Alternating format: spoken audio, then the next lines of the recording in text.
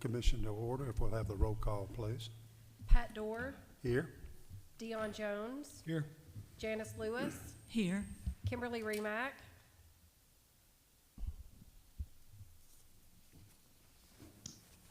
I'm here. Can you hear me? yes ma'am, Thank Steve you. Stratton, Here. Diane Singer, Here. Donnie Singh. Here. Okay. As you can tell, Ms. Remack is attending remotely tonight from Jackson. So our first order of business is the other business number 1. So we will go to that. It's an amendment to Planning Commission bylaws to provide for remote meeting participation and voting by members. So I will ask staff just to comment on this amendment. Yes, sir. So very briefly, as we know, one of our commissioners, Ms. Remack, was elected to the state legislature, and so while they are in session, which is approximately 4 months per year, she had requested to be able to participate in the meetings remotely. And so you could hear that we have her on the line tonight. But basically, when we looked at our bylaws did not permit for that type of participation in the meetings. And so it is something that is permissible under Mississippi state law. So we consulted with our city attorney, Brian Dye, and came up with this wording change that you can see on the screen before you to allow for remote voting and participation in accordance with Mississippi law. Now, this is not something that we necessarily would want to encourage in all circumstances, or certainly if you all go on vacation for a month or something, you shouldn't feel obligated to necessarily participate. But if it was something where, you know, you really wanted to vote on something or participate in the meeting, that would be an option that would be open to anyone. But I believe with Representative Remack, or Commissioner Remack, I should say, that this would just basically be through the first 4 months of the year. So with that said, we've given you the change there and strike through and underline to amend the bylaws, and that would be a vote that you all would need to take. Okay, thank you. Any questions of staff on this? Well, you have the changes in front of you and the amendment that we need to vote on. Do I have a motion that we approve this amendment? I make a motion to approve the amendment. All right, we have a motion by Ms. Singer to approve the amendment. Do we have a second? Second. Second by Mr. Stratton. Any other discussion? All those in favor signify by saying aye. Aye. Aye. Any opposed? Then the amendment carries, and Commissioner Remack, welcome to the meeting. So you're official tonight. Mr. Chairman, one thing Thank- I would point out is that for her to hear you, you need to be sure that you've got your mics on Mics on. green. Okay. Or else she won't be able to hear. And she's following, she can see the PowerPoint and she can see the meeting going on. It's being simulcast due to some work from our IT department. But, you know, you all won't be able to see her necessarily, but, so she may need to speak up from time to time on the different items as they come through. That's fine. All right, our first order of business is the approval of the minutes. You've received in your packets the minutes of the February 13th meeting. Are there any corrections or additions needed to the minutes? If not, do we have a motion to approve the minutes? Motion to approve. I have a motion by Mr. Stratton to approve the minutes. Do we have a second? A second. All right, we have a second by Mr. Jones. Any other discussion on the minutes?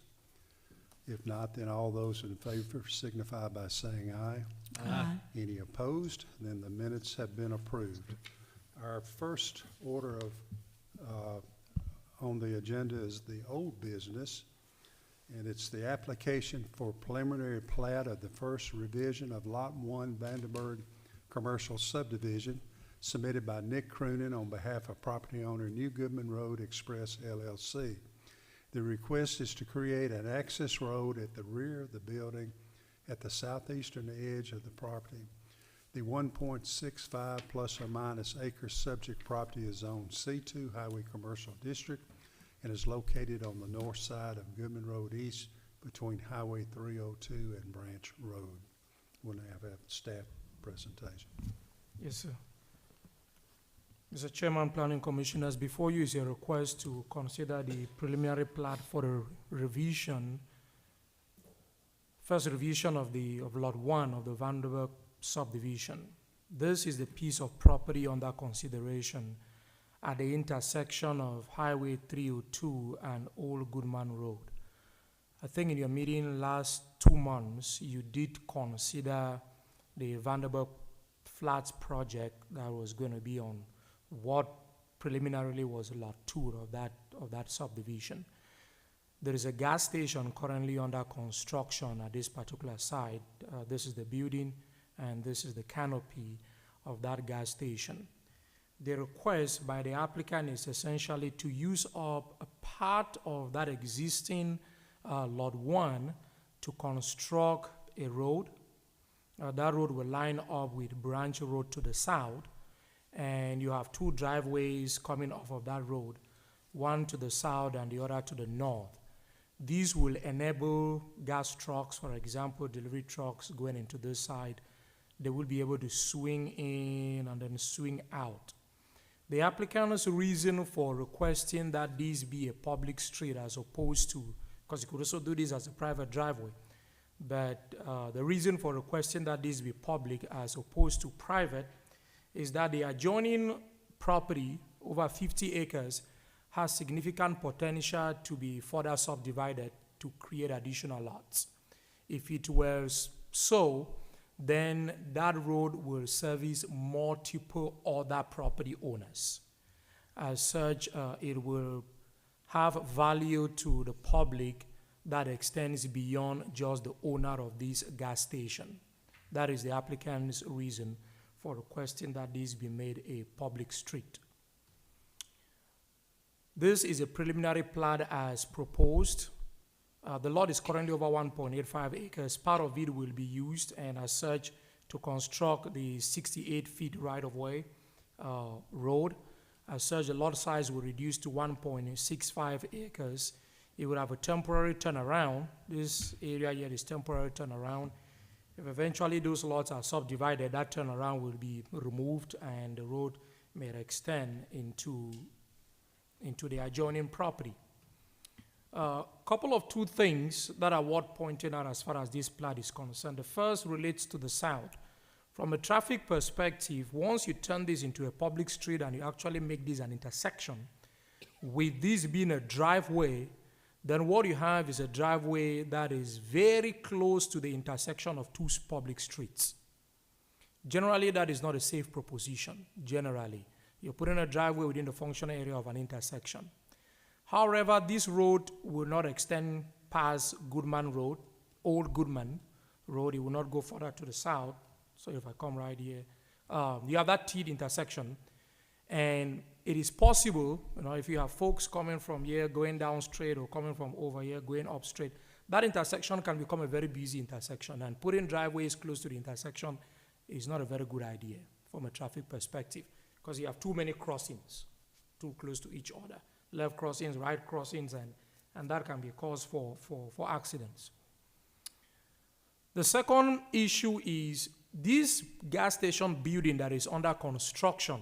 At the time it was approved, and as it's been constructed, this road was not contemplated at that time. So the building actually had the back facing this property line, facing this red property line. And it met the rear yard setback for property in the C2 zoning district. Once you turn that into a public street, then this ceases from being a rear yard, it becomes a front yard. Because by city regulations, any lot, the frontage or the yard of any lot that fronts on a public street is considered a front yard. So in this particular case, it will require that the building be set back a minimum of 50 feet from the road being proposed as a public street. The building will only be about 25 to 28 feet. As such, it will not meet that setback requirement. This is the basis of staff's recommendation that if this were to be approved, condition number 1, there will need to be the grant of a front yard setback variance for the convenience store building under construction on the lot by the Board of Zoning Adjustment before the plat may move forward to the Board of Alderman for consideration. The applicant will need to make his case before the Board of Adjustment as to why this is not a self-imposed hardship, so to speak. If the Board of Adjustment determines that there is a hardship here, it meets the conditions for granting a variance, then it can grant that variance. And then the Board of Alderman can make a final decision on the plat. Without that variance being granted, this plat cannot be approved because preliminary and final plats by law should not be approved if they violate the zoning ordinance. So you don't approve subdivision plats if they violate the city's zoning ordinance. This plat will violate the city's zoning ordinance unless the rear yard setback variance were granted. That is not an issue for Planning Commission. It doesn't fall within the powers of the Planning Commission to grant variances. That is for the Board of Zoning Adjustment to decide. What falls within the powers of the Planning Commission to make a call on is this safety area, the south that I was talking about. That is well within the power of the Planning Commission for you to look at and say, do we want to have a public street here with this driveway this close to the road or not? If you don't want to have it, then that stays as a private driveway. Conscious, though, that even if that were a private driveway, if you kept it as a private street, so to speak, and in future, you had access from here going into this larger piece of property, you would still have that large volume of traffic coming out at this intersection, whether it's private or public. You know, the only way you may not have that is if you get it off. But insofar as that is extended to service any development on this piece of property, the volume of traffic coming at this intersection is be the same. It's going to be the same, whether it's private or it's public. And lastly, the condition number 7, the approval of this plat, this preliminary plat shall not be construed as including the effective dedication of any existing or proposed private infrastructure as public. So it may be the case that in the construction of this gas station, private utility lines have been laid there, they remain private. A preliminary plat does not make a street public. Only a final plat does so. So this is only preliminary. For that to become a public street, a final plat would have to be brought back before you for your recommendation to the Board of Alderman for approval, and then recorded before that can become a public street. That concludes staff's presentation. Thank you. Okay, thank you. Any questions of staff?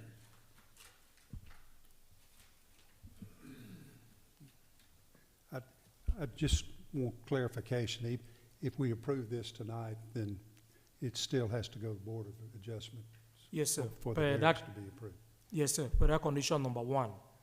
If you approve this subject to these conditions 1 to 7, then it has to first go to Board of, and if the Board of Zoning Adjustment denies a variance, then the applicant will have to decide whether he's appealing this to the Board of Alderman or to just forget about it.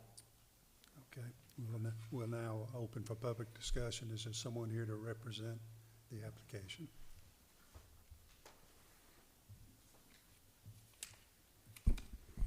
Nicholas Carunin, address 3629 College Road, South Haven, Mississippi. The only thing I will add is that we did look at trying to move the road over to meet the 50 feet, and it makes for a very sharp, unattainable curve coming out of there. There's no way to meet the setback and tie into the intersection. So we didn't just come in and this is the only way we could do it. We did try, and this is what we believe to be the best and only option to make it tie in properly. And it's just the nature of the intersection being so close to Highway 302, the existing intersection. Be glad to answer any other questions. Any questions? I have one. Is there any kind of proposal that you know of or that the city knows of for a traffic light at that particular area that would ease the No. access on? No. No plans for traffic light. And is it possible to move the road? Does it have to be right exactly where you've proposed it? That's what I was saying, is that if we move the road to the southwest, it makes the alignment with that existing intersection so extreme that when you pull onto the road, you'll be having to, like a fuel truck, for example, if they pull up to that stop bar, their trailer would be in the other lane. It's so sharp that a fuel truck wouldn't be able to make the turn. Okay, thank you. Any other questions? No further questions, thank you. Thank you. All right, is there anyone here that would speak in favor or opposition of this application? If not, then public discussion is closed, and I'll just entertain it with the commissioners for any discussion or motions on the item at hand. Got a question for staff. Did any of this come up before us to approve the plan prior to now?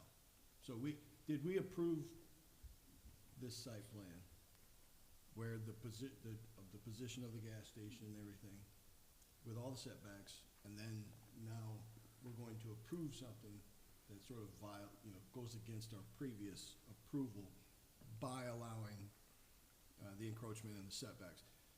And probably a further question for the gentleman who presented. My concern is that we create an alley because that road is so close. Is there any consideration for a wall? I don't see where trash is going to be. I don't know what the back of the building is going to look like. Is this just a gas station, or is it gas station and retail? It's gas station and retail. The dumpster was moved to the far north property line to get the dumpster out of the rear setback in the revised site plan. Also, they have offered up to do addition, and I think this will be more of the variance submittal, but they've agreed to do additional landscaping. So instead of a wall or anything, double up or triple up the amount of trees and landscaping between in that small setback. And as far as it being caught beforehand, it was not discussed in the original application. Where this really came up was when the fuel company started talking. They wanted full circular access around it for their fuel truck. Mm-hmm. So it was a request of the fuel company to make this change. Yeah. So I know that we've seen something else presented where they're going to use that road. My concern is if this is going to be something commercial, or you're going to look to go high end, and the first thing people see when they drive off of this road is the back of a long building. And so it gives the feeling of an alley. And I don't think a wall would do it any better, but maybe some consideration for lighting that helps light that up. You're in a pickle. You're So, at a gas station where a fuel truck can't get in. well, one thing that with the, to make it not feel like an alley is the other side of the road would still be a 50-foot setback. So you're not gonna end up with 20 on both sides. So you would still have your normal setback on the other. And I think additional landscaping would help not only screen the back of that building, but would also help with making it feel like an alley by having some landscaping that's a more softer buffer. If I may comment on that, I had not brought that here because that was something to be addressed at the Board of Zoning Adjustment when dealing with a variance situation. There is a situation similar to this in the city. The new Domino's Pizza on Goodman, Old Goodman. That's small island. The front faces Highway 302 and then partially faces Woods Boulevard. The back faces Old Goodman. And there is a way it was designed such that if you are driving on Old Goodman, it really doesn't look like you're looking at the back of a building. They will have to put a lot of money to make that, because now they are at a point where it was not contemplated. You have utilities behind here, just as you have utilities behind the behind the pizza building. And they had to put walls to kind of, block all those utilities. There is landscaping they had to add along the way. They will have to put in some significant amount of money to make that look like not being a front yard. And that would be my recommendation to the Board of Zoning Adjustment. So. Yeah, And I know we can't, it's not our place to tell you what the building looks like at this point, but I would suggest making it not look like the back of the building, especially if you're gonna do further development utilizing that road down the road, seeking approval from. And they're prepared for that, and I've already talked to them about that, so they're expecting those improvements. One other thing that I see this similar to is Tractor Supply and that gas station and where Marco's Pizzas is. The Marco's Pizza building is a 20-foot setback. So it's a similar situation to this, where the gas station's built, a secondary frontage road is built, and boom, now that the water, sewer, and the frontage roads is built, you have a second building and a Tractor Supply follow. Yeah. So similar development, similar situation to Yeah, this. and the road going to the Tractor Supply goes to Tractor Supply. Mhm. You know, this road, you know, based on some of the things that have been presented, look to try to do something high-end. Mhm. In which another entrance or access would be required upon this whole 50 acres being developed out. So that can be designed around. This won't be the only entrance for 50 acres development. I'm sure engineering will require multiple entrances upon this really growing. Man, one thing I can assure you is, no matter how many curb cuts you put, gas trucks are gonna run over that curb. I can assure you that from experience, that they're gonna find a way to tear up your landscape and curbs and whatnot. But yeah, I mean, in order to mitigate traffic there at the intersection, this is a question for staff. Will we be able to limit it to just one curb cut there, or would we have to have the two? One, Or just do one way in and one way out, and the other one right in, right out? I mean, right here. I think the current design is full access. Am I correct? The current design is full access. That may be an option to consider. I will let the engineer who designed this talk about that. You know, he should understand the side layout better. It's possible to make it one way in, one way out. You just go in here and come out this way. I think that would What help. that will also mean is if you have any kind of residential development on this piece and folks wanted to come to this side, they'll have to come right down to this intersection to go in instead of entering from here. So if you make this one way in, one way out, and you have any kind of residential development on the remaining lot 2, in quote, then folks from there will have to come down this way and make a turn here instead of being able to go in from here. What if we make that first entrance the right in, right out?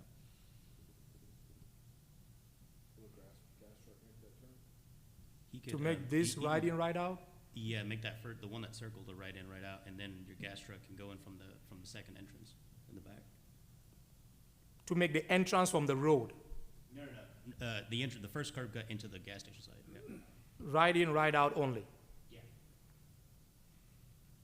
Because that way, any traffic that's gonna come back out into the street it would basically be stacking coming out of that second entrance, and there wouldn't be that big of a mess right there of If people. you make coming this in. right in, right out only, I'm looking at the curve, then anybody that goes in here, if you come out right only, you have to go up. Well, yeah. So Or you would have to just come back from the other entrance, circle around. you have to circle around and And so I think you already said. you have to turn and, Yeah, the gas pumps, gas trucks will probably go to the second entrance. Yeah, I think all delivery it should be going to the And so second if we have entrance. Yeah. only one in, and that's the first one, then gas trucks won't be able to go in. Yeah. But if we make the first curb cut entry only. Period. But then the second one is entry and exit. he will have to change the radius, because I'm looking at this, those trucks, they tear up these things. Oh, trust me, I can assure you, no matter what you do, they're gonna tear stuff up. The engineer will have to work on making the radius work, with the turns. Because once you start throwing right in, right out only, okay, let's say that is a concrete median, certainly the trucks are going to climb on that median. He will have to rework the radius with the city engineer, handle that with the city engineer. Yeah.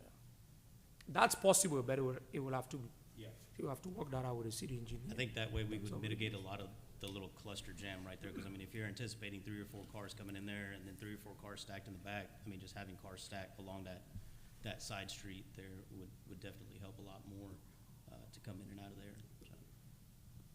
Which during those times that you have stacking, the natural flow of traffic would be just to go out the other entrance. People would just avoid, if it's difficult to pull out, they would just go to the other entrance too. Yeah, you're overestimating. Yeah, I was just gonna say that. Human Yeah. nature is to wait there and haul. You're gonna get more, even if you got 20 cars stacked in that front entrance to get out, you're gonna get that number 21 and 22 to get right behind them instead of going back the other way around, so. Okay. I have a question for staff. Yes, sir. If this becomes a private road, is this road plausible the way it is? I mean, in other words, does he have a right to develop this road as it is if he doesn't want it to be a public road? If he doesn't want it to be a public road, he has the right to develop it as it is with a but. The city engineer can still make a call on this because even driveways are supposed to be safe. So the element of safety is whether it's public or it's private, the city engineer still has some powers there to make that call. It will not be the call of the planning commission at that time. If these were private, it would not even come before you unless they were amending the plat. But if these were just private, being shared by private, it would not even come before you unless they were amending the plat. So this probably either needs to be approved subject to the city engineer reviewing the plat, or either be tabled until the city engineer gives his report. Is that correct? The board may do one of two things, from what I'm hearing. If you are inclined to approving it as it is, subject to the Board of Zoning Adjustment granting a variance, you could go just approve it as presented with the 7 conditions. If you wanted the city engineer to work with the design engineer as far as the right-in, right-out scenario is concerned, the curve radius, and see whether that is going to work, redraw it and bring it back before you, then you may be in the realm of tabling it and asking that be done and then brought back. Okay. Would the applicant be okay with the right in, right out on that first entrance? I can't speak to that. I don't know. My hunch is no, but I can't speak to it.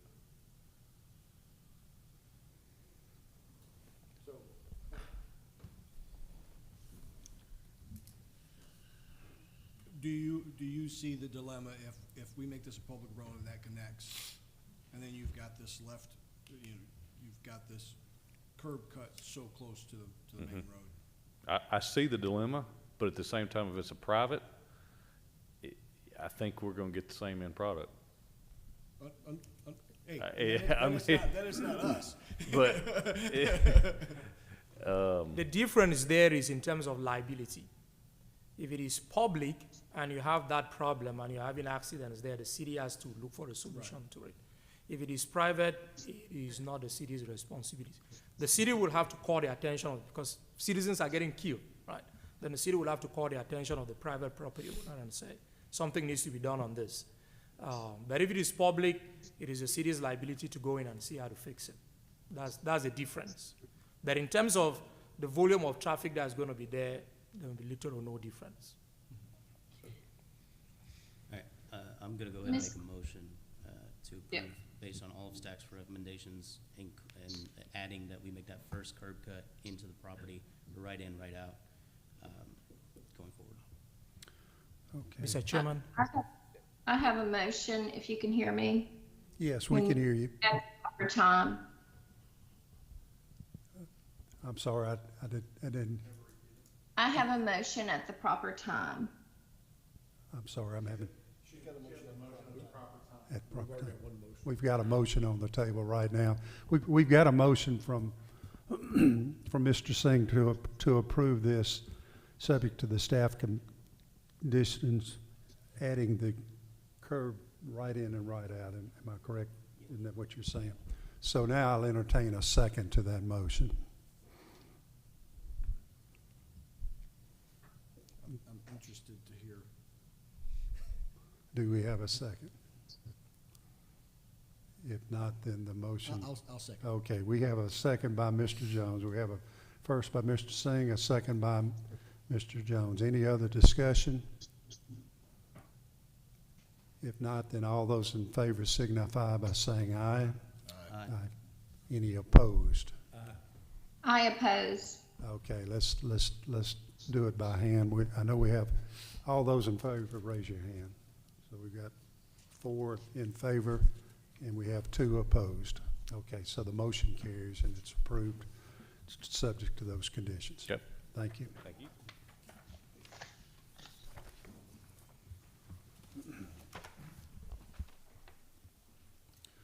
All right, the second item is an application for a zoning map amendment submitted by Cal Ham Focal Point Investments, property owner.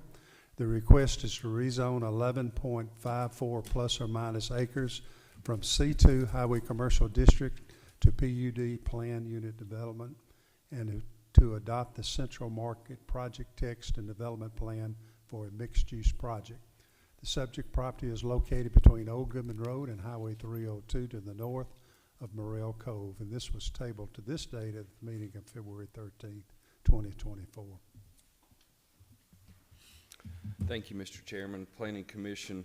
Had the opportunity to review this along with Kyle Ham and Chad Fisher over this past month. If you do recall, there were several recommendations that needed to be buttoned up, and we'll submit to you that those were met, and we'll proceed with the presentation. The applicant has revised the project text and reduced the density from 15 dwelling units, that's 14.93 to be exact, to 12 units, that's 11.93 to be exact. The zoning ordinance requires that properties in the C4 zoning district be designed with architectural consideration for their location, and the general site plan should consider traffic conditions, which we also talked about, and that was something for them to button up. They did get that done, so we were able to take that off of the conditions. Public utility facilities and other such matters necessary to ensure public health, safety, and general welfare. We did not talk much about the stormwater detention areas, but if you will notice on your first page there, your stormwater detention area does change a little bit, which I would add that also as the applicant taking full advantage of the time to revise and come up with a new plan. So where are we at here to bring your attention back? We are at the intersection, get this going here. We are at the intersection of 302 and Old Goodman here. So we've got the Starbucks, we've got the new Pet Suites, and then on down in an eastward direction here where the cursor's at, we've got the YMCA. So nestled in between those two would be the subject property of 11.54 acres. So again, this is a mixed-use proposal. There are some apartments. We went from approximately 160 apartments to 108 apartments. We've also increased the retail from approximately 4,200 square feet to 6,000 square feet. So those retail units are going to be below the residential units in the first building, and the second building will be residential throughout. So we'll take a look at those buildings as we proceed. So what does the site look like now, as we're all familiar with by going over in that area? We all know the house that sits before we get to Payne Cemetery. This is the little valley that sits down below the house. So if you follow my cursor here, if we're at the front door and we walk to the west, we'll walk down into this little valley. And again, if you'll follow my cursor, we would walk from the valley back down into the field here along 302. And if we jump the fence and get out on 302 and we look back in a southeast direction there, that's looking off of 302. So the property is currently vacant. It does have the house on it. Chad and Kyle have proposed that the house would come down within a 6-month time period. So that gave us some proposal to actually working the project. So again, we had talked a little bit about the different areas of the property. The south end of the property, which we talked about, would be in front of the house here along Goodman Road. Those are your areas designated for 2 out parcel lots. Again, that's 3 acres. And then area 2 is where we were just walking around. That's approximately 9 acres. We've got 2 buildings, one building here in the middle shaped like an L. That would be your retail and your mixed use building. This building located along 302 here towards the north end of the property, that's your residential units. So platting is going to be required in accordance with the city standard procedures, and then a preliminary plat will still need yet to be approved. Subsequent to any plat approval, civil plans for streets and constructions, utility infrastructure, stormwaters may be approved by the city engineer, and we can work can commence. So the architecture of the buildings and general site features such as landscaping will need to be aesthetically extenuated, considering how this is visible from 302. So again, I noted this last time. I went down to the site and I walked from Starbucks up to the YMCA the last time we met. And I did note that, you know, as you enter Old Town, this would be a prominent feature. This would be, you know, this would be a large feature. This would actually sort of characterize Olive Branch if you're just walking up the road. This is a different looking building. If you look at the buildings here in the photos, they're different looking than what you see down there now with Pet Suites and, you know, your general buildings, Chick-fil-A retail buildings. These are very tall buildings with lots of windows, and they would bookend that end of the city. So it's necessary that the building facade be made up of brick, utility lines be underground, and all mounted and roof-mounted equipment be shielded for that reason. So those are things to keep in mind. Again, we've got 108 apartment units. We'll talk a little bit about the comprehensive plan at the end, but the medium-density residential units typically are 8 per acre, but looking at a number of 12 from 15, that's a substantial drop, and the city does note in its comprehensive plan that housing is needed. So that's something we'll touch on in just a little bit. It's intended that the residents of Central Market would have on-site commercial uses. So we had talked about last time what would those businesses be used for, and it's intended that the people that are there would be able to use those commercial buildings. So again, we talked a little bit about areas last time. We talked about what was and what was not prohibited. I wanted to show you here that they made this change. They went in and adjusted this. They've worked this and you know, took a different look at this with the planning staff. So they've buttoned up from grammatical errors to again prohibited uses and commercial type uses. They've fixed these type of mistakes. So the PD is a lot cleaner with these two things straightened up. So street layouts and connections, we had talked about this before, but each street will have a 36-foot entrance, and they will both narrow down to 30-foot and 24-foot respectively of the secondary entrance.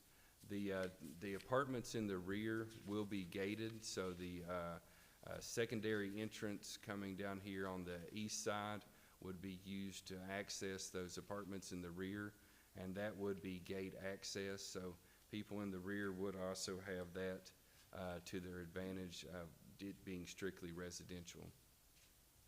Here's just a couple more looks at those two cross sections of the streets. Again, typical streets, this main drive narrowing down to 30.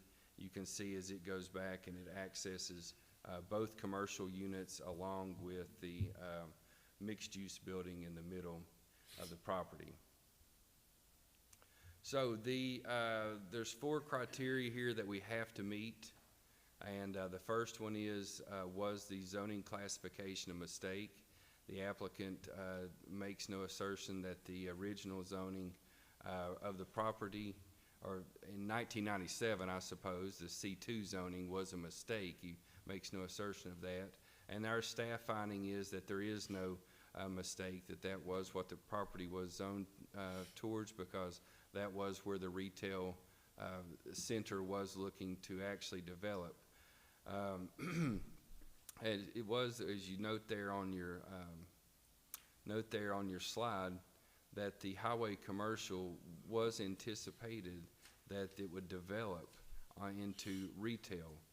There was a grocery store planned there. There was lots of traffic planned for that intersection. The comprehensive plan, though, designates this property as a medium-density residential. So the character of the neighborhood has changed to an extent to justify the proposed rezoning. So the applicant's submission, as you see before you, the applicant lists several examples of how the area's character has changed and why these changes were not anticipated by the general development plan. The applicant claims the surrounding area have over time used zoning in order to maximize the options of the property. We did not find, staff did not find that the other properties in the area have been rezoned to PD. However, the area has developed and has developed rather extensively, which does go along with our staff finding that the comprehensive plan, the city's general development plan, designates the subject property for planned use as medium-density residential. You'll notice here in this slide, it's also recommended at 8 dwellings per unit per acre. I did not change that we were at 14.93, so just want to note that to you. The top two pictures are where we're at today. On the left-hand side, the cursor's moving there, and where you were at in 1997. So you can definitely tell, again, the area has changed and has started to develop more heavily towards a retail center. A public need for the rezoning exists. The applicant says that the central market will expand the variety of housing choices for residents and also expands the current commercial development opportunities. As we had talked about, as we talk about our staff finding, the area has developed into a more retail-centered area, and our staff finding is that the 2040 comprehensive plan articulates the land use and need policies designated that the property in its entirety as medium density residential. Olive Branch has seen a population growth in years, as we all know. And again, on our slide here, it states that the proposed construction of several mixed-use developments in Olive Branch implies a response by the development community. So these are on the books. These are tentative developments that we are seeing starting to come before the staff. So there is a surge in population within lots of metropolitan areas, and Olive Branch is no different. So our next steps here, if we were able to approve this, it would have to go to the Board of Aldermen. The property would still need to be subdivided into 3 lots, would require review and recommendation of the Planning Commission and approval of the Board of Aldermen. So civil and landscape plans will be due, elevations and lighting plans will need to be reviewed and approved administratively before a building permit could be issued. So our recommended motion here is based on the finding that the rezoning is justified due to the changing character of the neighborhood and that a public need does exist. Approve and recommend to the Board of Aldermen that the subject property be rezoned from C2 highway commercial to planned unit development and adopt the associated project text and preliminary development plan. If you could not do that, our alternative would be to find that the rezoning proposed a residential density of 11.93, which exceeds 8 units of the medium density future land use map in the comprehensive plan. Recommend to the Board of Aldermen deny the rezoning of the subject property from C2 to planned unit development. That concludes staff presentation. Thank you for your presentations. Any questions of staff? Okay. I'm concerned about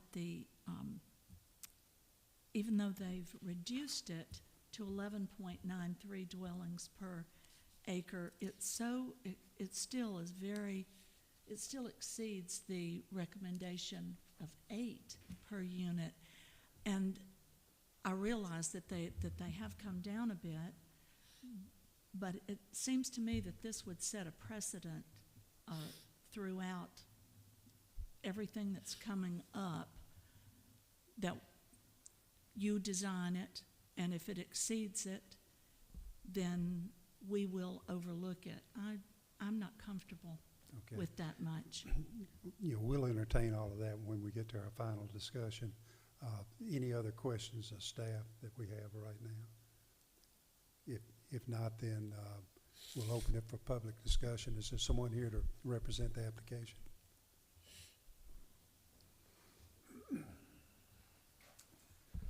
Kyle Ham, 88 Mid-South Drive. As Jeremiah stated, we did bring this forward last month and had a proposed density units of 14.93 per acres. That seemed to be the main point of contention or concern and the reason for tabling last month. So after meeting with staff following that meeting, we did go back to the drawing board and drop our units per acre proposed to what we believe would be the lowest possible to make this a viable project. A couple of things mentioned in the last meeting were the, half of this property being in the floodplain, needing to bring it out of the floodplain, and a number of other construction considerations. So we did bring that down to 11.93 units per acre. A couple of things to consider, I guess. It is above the max allowed for a medium density of 8 units per acre. But I think when you take a step back and look at the total units proposed at 108, that's just not a very high number.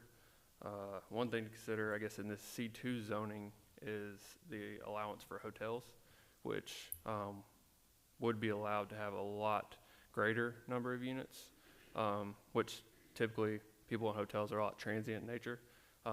The amount of vehicle traffic that would be generated for 11.93 units per acre is a lot less than what a hotel would be. Couple of other things. So bringing that down from 135 units originally is what we proposed to 108 was a 20% reduction, which in most developments, in all developments, that's a pretty great reduction, but especially when you're talking only 135 units total, bring it down to 108, that's quite a bit of a reduction. We also increased our commercial space to 6,000 from around 4,200.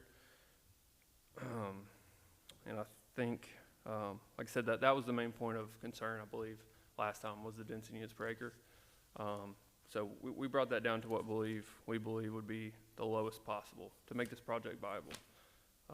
And we believe this is an ideal location for this type of development. It's right on next to commercial, where a lot of commercial developments are happening. There's no residential zoning surrounding this property. With that, I'd be happy to answer any further questions. Any questions? How many acres is the lot 3? 9.04. 9.04. And 109 units. 108 units. 108, sorry.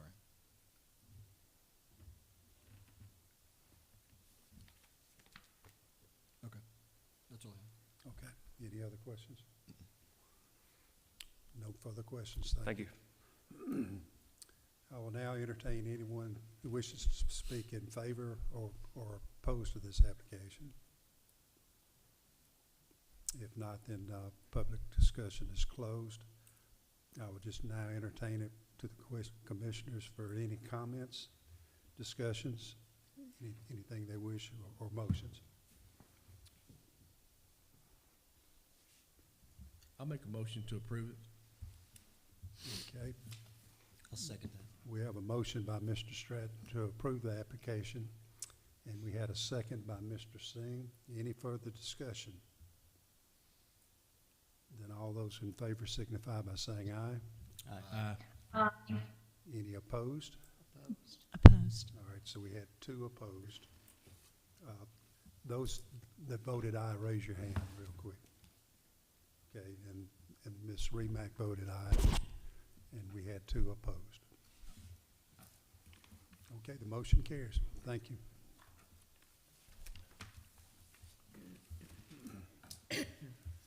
Under old business, number 3, application for a preliminary plat for Oak Park Phase 1 submitted by Nick Croonin, Civil Link LLC, on behalf of Mike Bailey, Oak Park LLC, property owner. The request is to create 12 commercial lots and 1 common open space from 19.88 plus or minus acres. The subject property is zoned PUD, Planned Unit Development, and is located on the southeast corner of Highway 302 and Hacks Crossroads. And this was tabled at the meeting of January 9th, 2024.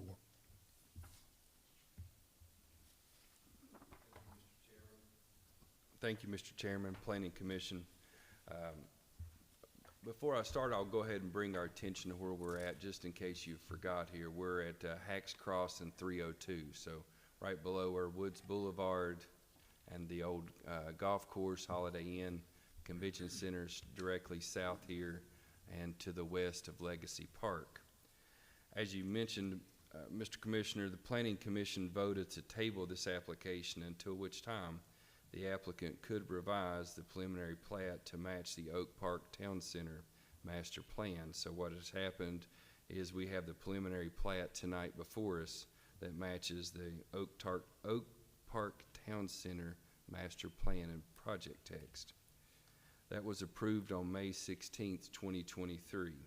So the Planning Department has since reviewed and revised this preliminary plat and recommends it for approval.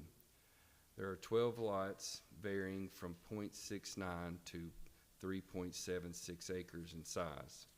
Before there's vertical construction that's necessary to install streets, utilities, stormwater management infrastructure, and Board of Aldermen approval of the preliminary plat would grant the authorization for the city engineer to approve construction plans for the installation of infrastructure to service the lots being created. So again, as we had talked about last time, I pulled out of our project text and blew up here a little bit on the right-hand side of our screen. You will see the 13 lots. Actually, one is a common open space lot, but you will see them to the right of your screen. So again, before any vertical construction, it's necessary to install the streets, utility, and stormwater management. So here is that exhibit, and I believe it is exhibit number 1 if you wanted to reference it. Just check mine here.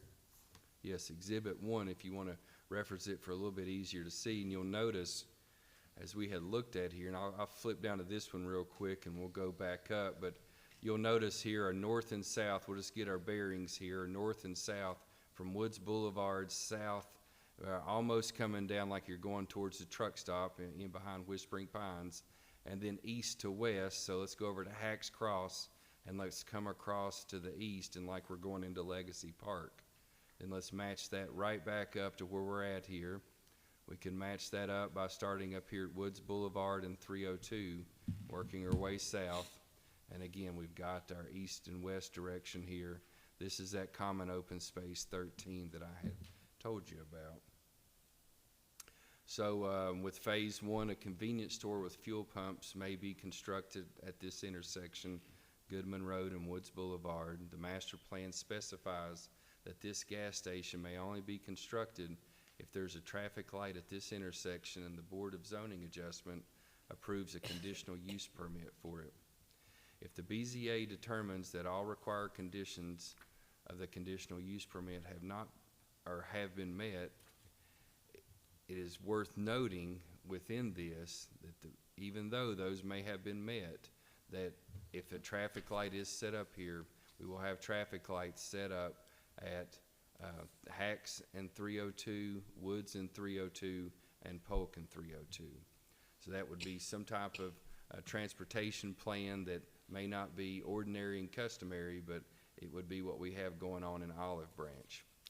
The master plan also depicts a design where the fuel canopy must be placed behind the rear of the retail building.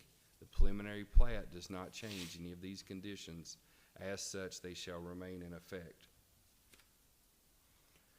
So we talked a little bit about going north and south and east and west. Well, here it is in lights and colors so we can see what's going on here. So we've got a 60-foot public right-of-way running north to south that would be constructed. And then within this yellow line, we've got a 60-foot public right-of-way on the west side, transitioning into a 50-foot right-of-way. So we've got this entire phase one, streets lined up. The medians are within your exhibit package, and the landscaping plans for those medians are in your exhibit package.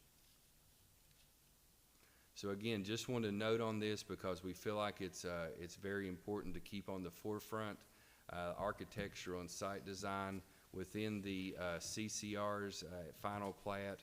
We want to double make sure that we have these lined out, that they are adhered to, because this is different design than we have in Olive Branch. We want to make sure that if we're going for a silo square design and the lighting and the wall signs are in place, that they are adhered to within the CCRs. So for your platting, though, your next step would be your recommendation by the Planning Commission for the preliminary plat to be presented to the Board of Aldermen for approval.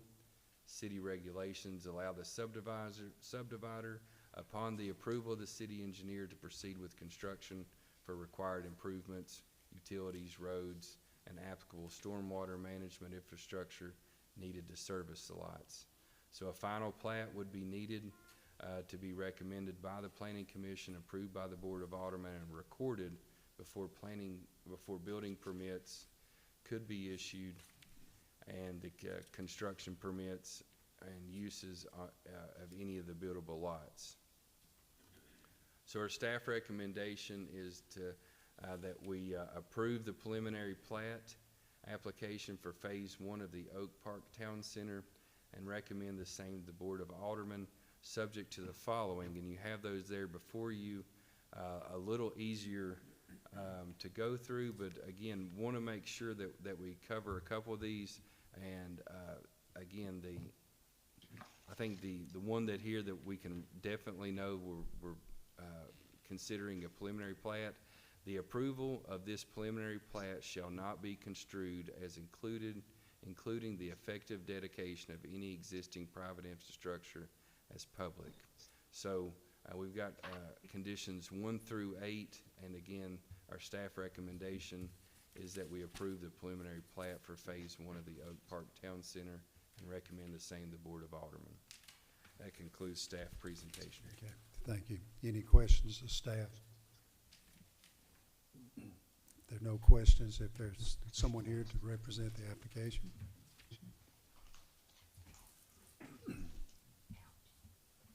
Nicholas Croonan, address 3629 College Road, South Haven, Mississippi.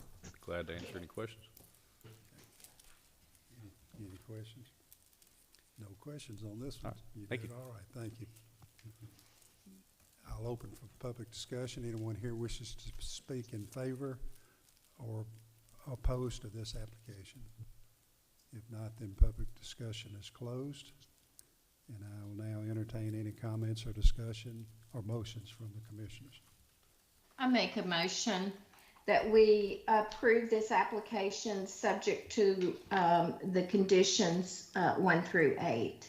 Okay, we've got a motion by Ms. Remack to approve the application subject to the staff conditions as noted. Do we have a second? Second. We have a second from Ms. Singer.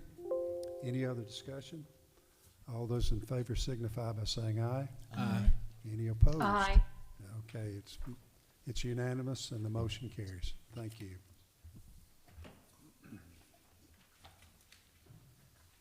Now we're up to the new business here.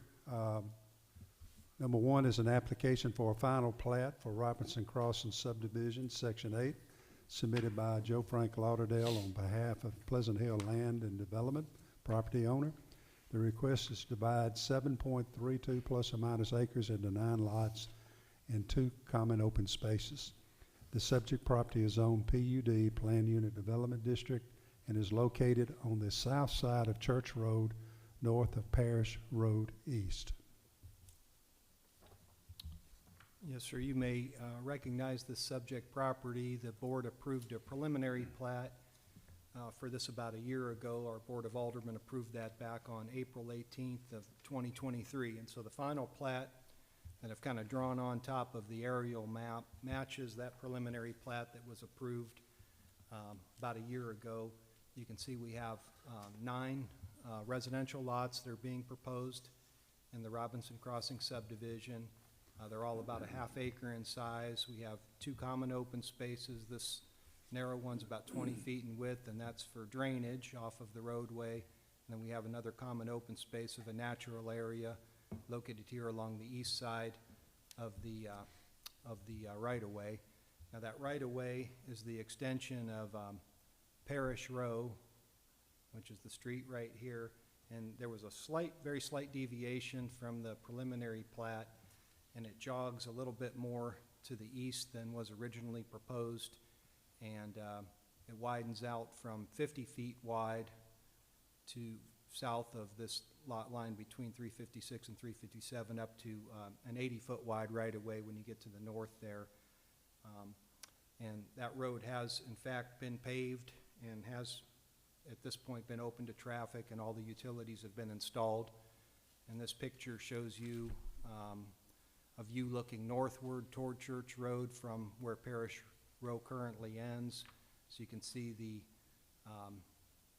silt screen set up right here, and this transformer about right there. That's about this line right here in the beginning of the subdivision. Again, we're looking up toward Church Road, and then over on the right-hand side again, this is a natural area, this common open space. And this shows you a copy of the original plan development that was with the Robinson Crossing PUD project text, and this shows the approximate location of that Section H plat that we're looking at tonight. And you can see it pretty well matches what the original master plan was supposed to do. And then down here I wanted to point out that you can see that the road is intended to split off at one point, so you get that part of the right-of-way that's wider and then that common open space, and it'll split both to the east and the west there. And we did pass an addendum to this, you may recall, back in September of 2023 to this whole project text and master plan, and that addendum included some new road cross sections, and it also revised the setbacks that were required in Area 3 of this PUD, and parts of this it's already pretty much developed, this entire Area 3 with the exception of this Section H. And in that Area 3, we had setbacks that have been recorded on the various plats that were 50-foot front, 25-foot rear, and 5-foot minimum side with 25 total. And basically that was the dimension that we changed. The PUD project text at one point had 15 feet or 20 feet side setback, so it got changed on this to 5-foot minimum side with a total of 25, and that's reflected on the final plat that you have before you. Now, one thing in the Area 3 project text, it also does require a minimum house size of 3,000 living square feet, and there's a suggested recommended condition that would add that to the final plat to make sure that's noted on there, so when the building permits come in for these lots, you know, our plans reviewers can make sure that it's got that 3,000 square foot minimum house size in there. And that is the recommended motion, is to approve the application and forward that recommendation to the Board of Aldermen, subject to conditions number 1 and 2 as noted. That concludes the staff presentation. Okay, thank you. Any questions of staff? No questions, then Mr. Lauderdale, do you wish to represent the application? Didn't see Mr. Gambone, he was back over here, I thought he was on vacation. I like this setup right here. Works out pretty good. I don't have any comments. We agreed to everything. If you've ridden through there, everything's in place, streets, utilities, everything. So if you got any questions about it, I'll be glad to answer them. Any questions? No questions, then thank you so much. Open for the public discussion. Anyone here in favor or against this application? I don't see any, so public discussion is closed. We'll now open it for any discussion or motions from the commissioners. I'll make a motion to approve based on staff's recommendations. All right, we have a motion by Mr. Singh to approve subject to staff Second. conditions. And we've got a second from Ms. Remack. Any other discussion? All those in favor signify by saying aye. Aye. Any opposed? No opposed. Okay, Thank you. thank you. It's approved.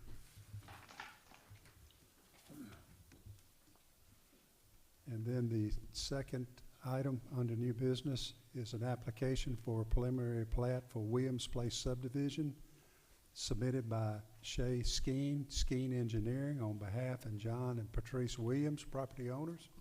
The request is to divide 9.08 plus or minus acres into 3 residential lots. The subject property is on AR Agricultural Residential District and is located on just southwest of the intersection of Church Road East and Highway 305 and at the northern end of Trinity Grove Drive. Thank you, Mr. Chairman. Here you have just an aerial view of the subject property here in the yellow outline. This is Trinity Grove Drive right here, right off of Oak Grove Boulevard, and 305 to the east, and Church Road east to the north. And this is just a basic outline of the 3 lots that are proposed from Trinity Grove Drive, as you can see here. Just a little, and also it's currently a vacant piece of property, just some background on it, and it was annexed in 1996. There is no previous development that has occurred on the site, and it is located directly north of the Oak Grove residential subdivision and a portion or section A of the Trinity Park residential subdivision to the west. So just some background on that. The zoning for the property is AR and will consist of 3 lots that are all over an acre, with the largest one being around 3.7 acres. And the minimum required minimum width at the building setback line is 110, and the plat meets the bulk regulations for the AR district, or the lots do.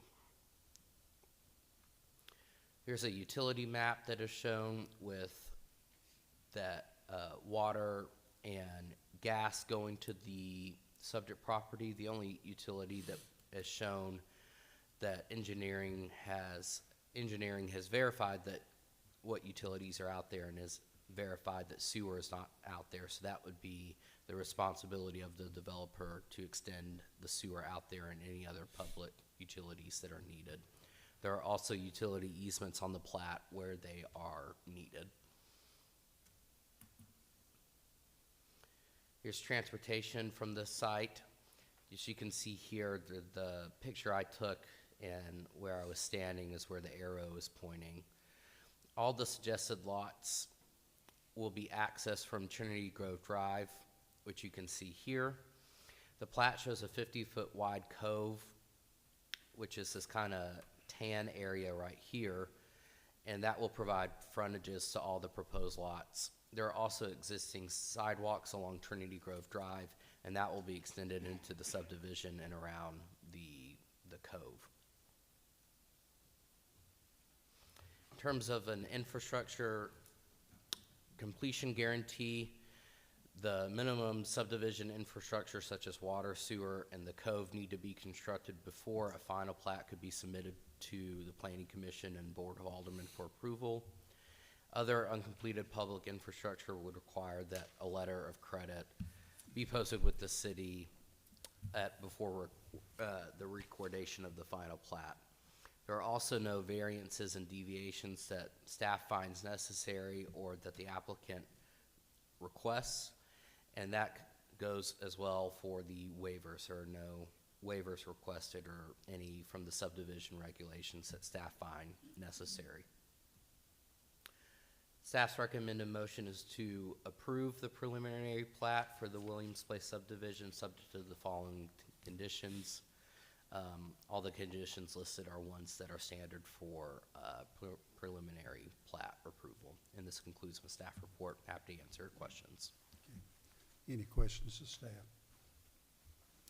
If there are no questions, is there anyone here to represent the application? I don't see anyone. And I guess public discussion, anyone here to speak in favor or against this application? I don't see anyone there. So the public discussion is closed. I'll now entertain any discussion or motions from commissioners. Any deep thought, Mr. Singh? No. I make a motion to approve. All right, we've got a motion to approve by Mr. Jones. Do we have a second? Second. Second. I have a second by Mr. Stratton. Any other discussion? All those in favor signify by saying aye. Aye. So it is approved and unanimously carried, so. All right, the other business, we have the public working session on the zoning ordinance update.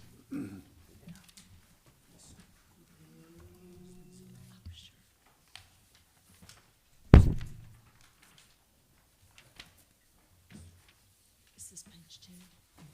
Is it? Okay. And it's the second.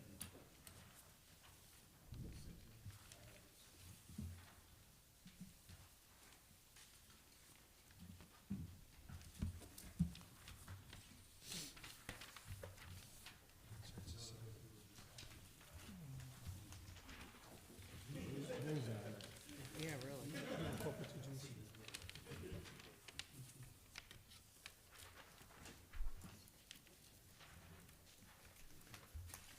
Thank you, Mr. Chairman. I want to make sure that everybody has a copy of what I just passed on. Okay. I also have that on the slide when it comes time to using that. So we're getting close to getting this project done per the schedule that we discussed at the last Planning Commission meeting.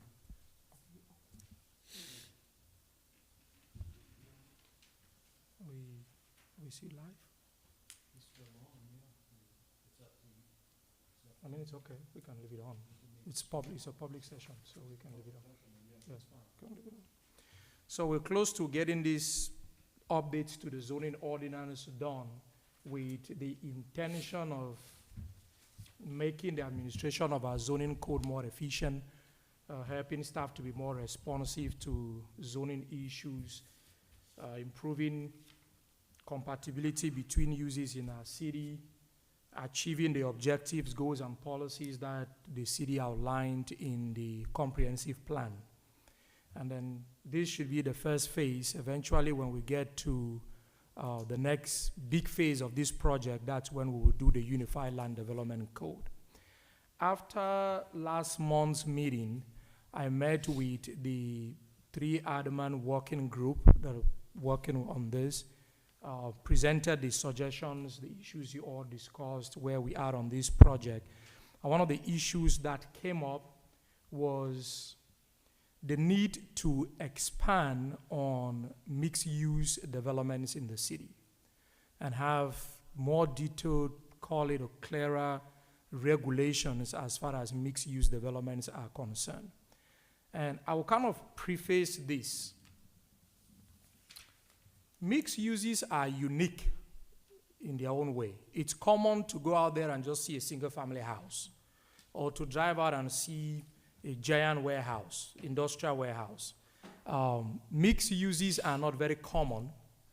They are very complicated. They are also very costly. But zoning is not only about economics. Zoning has got very many other elements that are involved. And so mixed uses can pose a certain challenge when it comes to approving those development plans. The board also, in the course of doing the comprehensive plan, one of the questions the city faced was, in order to provide a diverse and sufficient housing stock in the city, how do we want to take care of renters, for example, rental units, those who may not want to buy, but they may want to rent for a while or as long as it may take. The city essentially went 2 routes. through mixed-use developments or medium-density residential, as opposed to having large, single-use giant apartments such as the vineyards. So, as mixed uses are proposed, the Planning Commission has to make a determination, vote on them, make a recommendation, and then the Board of Aldermen has to make a final decision. These uses are all subject to plan development, so they are already approved in the context of plan developments. Cities generally take two main approaches in dealing with them. One is to have all of them just in one place. So you have a mixed-use district, one mixed-use district in the entire city. Almost like the route South Haven has taken where you've got Silo Square. The mixed uses are in this one location. Olive Branch has taken a different route, which is to kind of spread them at different locations in the city. You have Oak Ridge Commons, for example, down here on the triangle. You have Oak Park Town Center, which Jeremiah just presented today. You have the Cascade, you have Worth Hospitality, you have the Funderburg PUD. We're going to present and discuss all of that. They're all in different locations in the city. Although we have a central Old Town district, which by itself is mixed use. But then the city recognizes that contrary to Silo Square where you're building everything from the ground, and so you can control up, you can control the standards from the ground up. Old Town Olive Branch is not going to be like that. Buildings already exist, the roads are already the way they are. You're not going to throw a bomb there and start everything from afresh. So kind of spreading these across the city gives us an opportunity to develop these mixed uses, while taking into consideration a number of issues. The first, as I did mention, zoning is not all about economics. Right? The developer often proposing this is looking at the density, the numbers. Do they work in terms of the money? But zoning is not all about economics. Zoning is ethics and morality. Zoning is politics. Zoning is the social integration and stability of neighborhoods. Zoning is controlling crime. That is social and moral issues. If you look at the purpose of zoning stated in our zoning ordinance, it covers all those different elements. It has to promote the general public welfare that is beyond just economics. A key thing that, for the time at least 3 years or so that I've been here and kind of listened to our citizens comment whenever mixed-use developments are proposed, there have been 4 main concerns that are raised, 4 main concerns. One, property values. This is going to reduce my property values. Is that true or is it just perception? There are studies that have shown, I will be very disingenuous to the city of Olive Branch if I sit here and I say mixed-use developments have no impact on property values. That would be false. There are studies that have shown, in some cases, it has had a detrimental effect on property values. In other cases, the effect has been insignificant. In some other situations, after a while, property values begin by going down within 1,000 feet. After a while, it goes back up and increases, which is a kind of, you go in, you put this mixed-use development. Depending on where you put it in, it may create a shock in the community. People don't want to live around there. So it reduces property values. But over time, 5 years or so, it becomes normal, and then values go back up.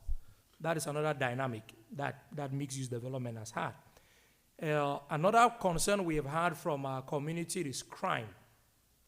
Folks are concerned that these developments will bring crime into their neighborhoods. Again, if I say mixed-use developments don't bring crime, that would be disingenuous. In some cases, it has been shown to have no effect on crime. In other instances, it has been shown to have a positive effect, to be correlated with crime because of the kind of uses that they attract.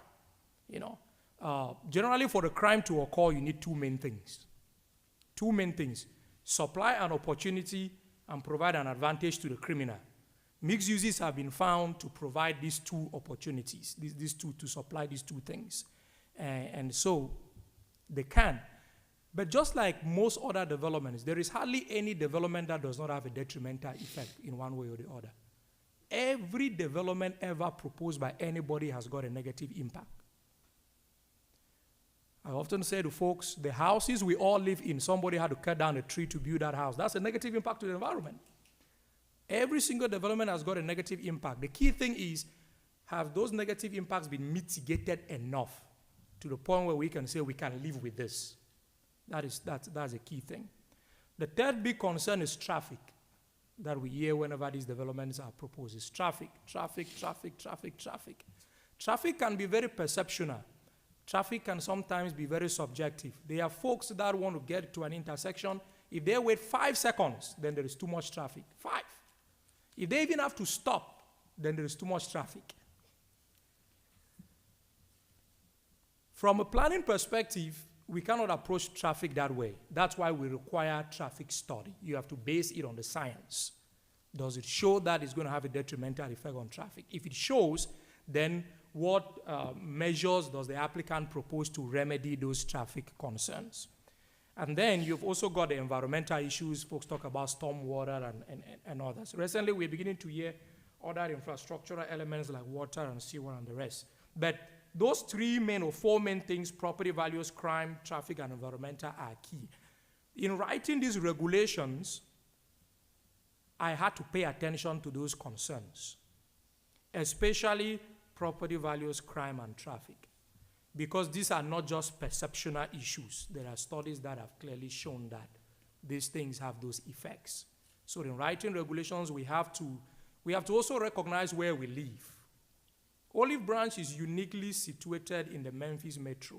If somebody says there is no high crime around the Memphis metro area, we will just be ostriches burying our heads in the sand. We are being deceptive. I will point to this article. When I was preparing for this, somehow this showed up on my phone. This article on this slide in front of you. In the Soto Times Tribune, South Haven to crack down on bad behavior in entertainment district.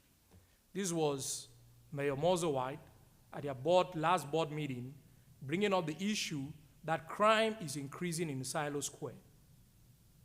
And so South Haven has asked the city attorney to come on with an ordinance that will be presented to the Board of Aldermen in South Haven on the 19th on how to go out and crack down crime in Silo Square.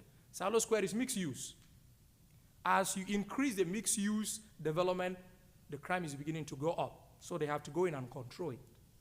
That is a reality we have to be conscious of as we deal with these developments. That is the basis on which I did propose these regulations, draft these regulations. They are not applicable, I should say, to the Old Town District. This will not be applicable to the Old Town District. This is applicable to all, any other mixed use that is proposed outside of Old Town. I'm on your packet, please. I'm working from your packet. Page 1, that's where I am now. So we can go through this. The first thing we have there is definition of building lot area and gross square feet of non-residential floor area. 2 other definitions that I think are worth adding is what is a mixed-use development and what is a mixed-use structure or mixed-use building. I'm going to add those 2 definitions to the code. But just for the attention of the board and to kind of inform our discussion this evening, a mixed-use structure is a building containing residential in addition to non-residential uses that are permitted in that zone. So if you have one building,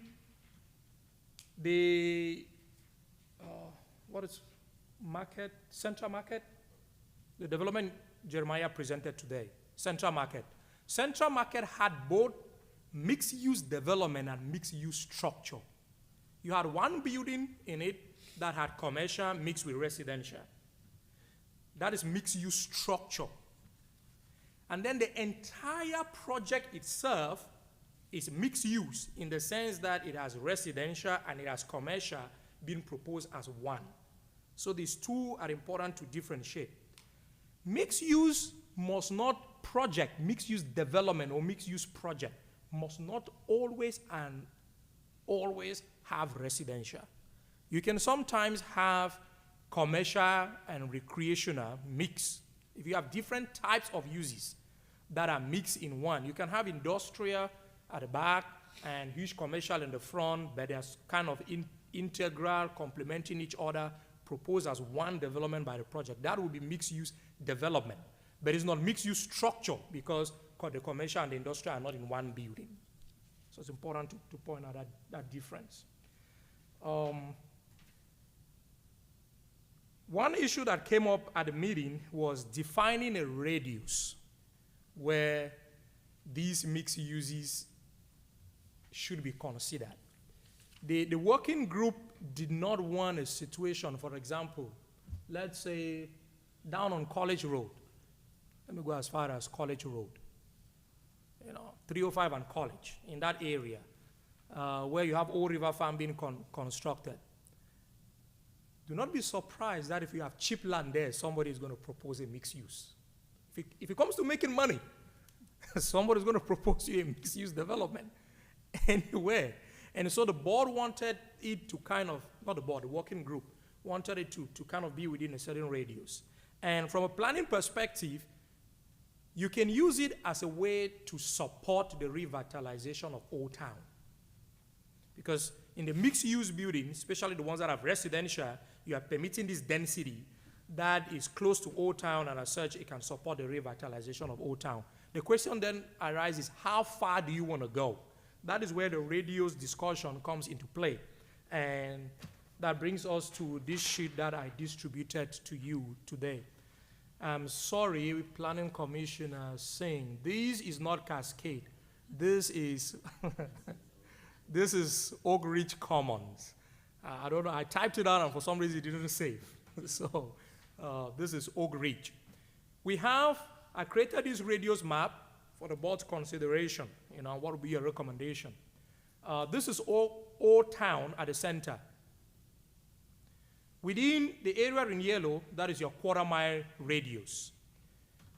Quarter-mile radius is generally considered a walkable distance. So folks that are living within a quarter mile, it's easy for them to walk into Old Town and walk back.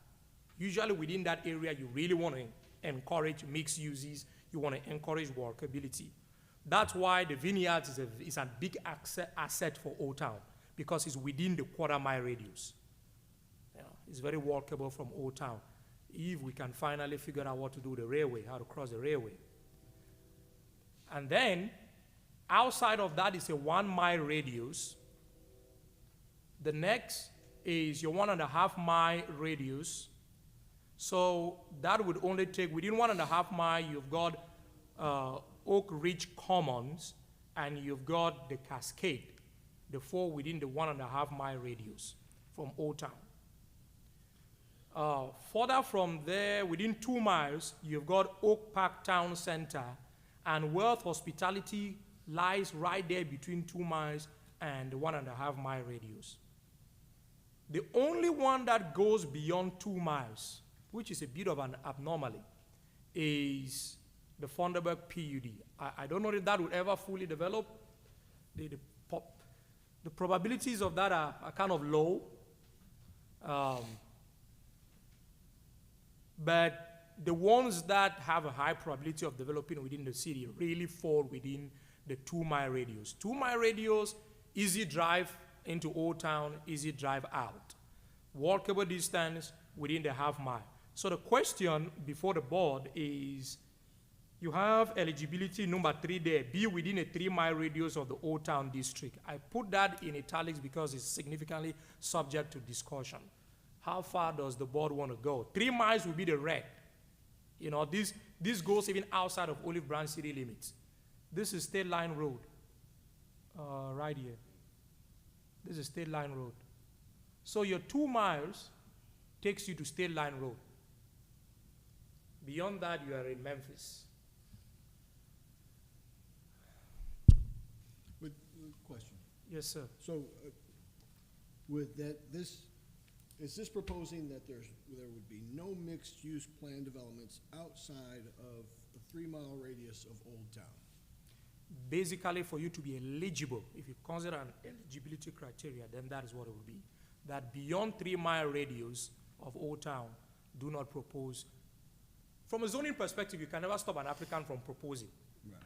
Anybody can always bring anything in front of the board, but you can look at it and say you are not even a decision maker will say you don't qualify. Mm-hmm. Yeah. And mixed uses don't necessarily have to be commercial or residential. Commercial or residential, which is what is typical. Especially because of what we're talking about is bringing bringing this closer to Old Town, right? That the idea is that there's residential involved because there's people involved. Yes. How do I say this? It's sort of like we're forcing the, and, slap me if I'm, spank my hand if I'm wrong. We're forcing the centralization around Old Town, where Old Town still has a lot of work to do. I mean, a lot of work for it to be a draw. So I go back to when I was in Texas. We did the facade grant, did all these other things before we started talking about, all right, let's bring some mixed-use developments close, because it just wasn't, it wasn't enticing for those people who want to live where there's walkability. They're younger than us, and then if you take away the ability to have a bar, and I get it, we don't want to draw crime, but there's ways through crime prevention, through environmental design, I'm glad you put it in there, that you can design structures. We brought the Peabody Hotel to the downtown of Roanoke, Texas. And around there, we had the mixed-use developments with retail. And one of the things we found out is too much retail is bad too. You don't want to see empty shops. And so I get it. One of the things that draws for future development, one of the things that draws mixed-use developments is these highways that we have. Okay,